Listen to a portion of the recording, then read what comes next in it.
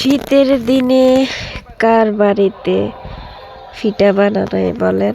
সবাই পিঠা বানাইতে ব্যস্ত শীতের দিনে। আসসালামু আলাইকুম এভরিওয়ান, সবাই কেমন আছেন? আশা করি সবাই ভালো আছেন। তো আজকে সবাই মিলে চলে আসলাম চিকেন পিঠা বানাইতে।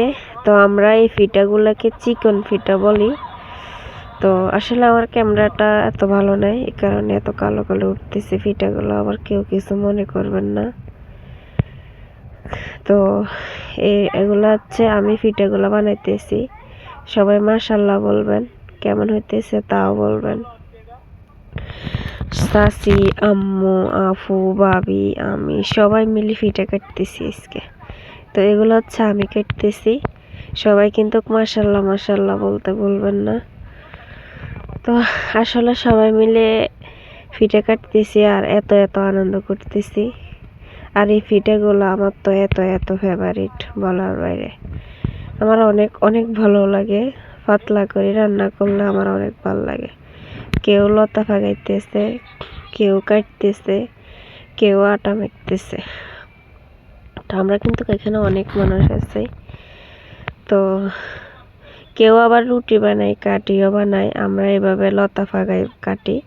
আমরা কিন্তু এই পিঠাগুলাকে আমাদের দেশে, আমাদের গ্রাম অঞ্চলে আর কি চিকেন পিঠা বলি।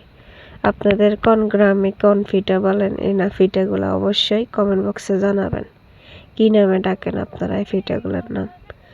আমরা কিন্তু চিকেন পিঠা বলি, বারবার বলতেছি।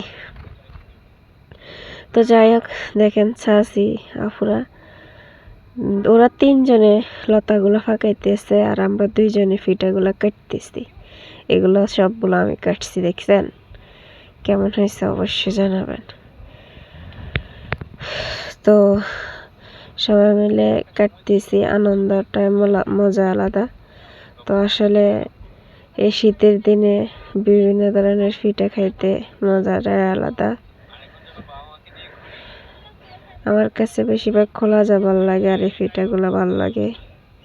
এই পিঠাগুলো বেশি করে দুধ দিয়ে, চিনি দিয়ে, নারকেল দিয়ে, তেজপাতা, দারচিনি সব কিছু দিয়ে রান্না করি আমরা। সাথে কয়েকটা উতা পিঠাও দিছে। আর আপনারা কি কি দিয়ে রান্না করেন? আমরা তো কি কি দিয়ে রান্না করি বলছি আপনাদেরকে, আপনারা কি কি দিয়ে রান্না করেন, এগুলা কিভাবে খান অবশ্যই জানাবেন।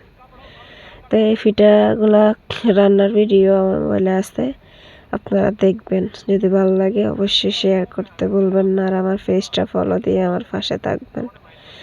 অবশ্যই আপনাদের পাশে আমি আছি। তো বেশি বেশি শেয়ার করে দেবেন পিঠাগুলো যদি ভালো লাগে। তো আজকে এই পর্যন্ত, অন্য কোনো ব্লগ ভিডিওতে আবার দেখা হবে। সবাই ভালো থাকবেন।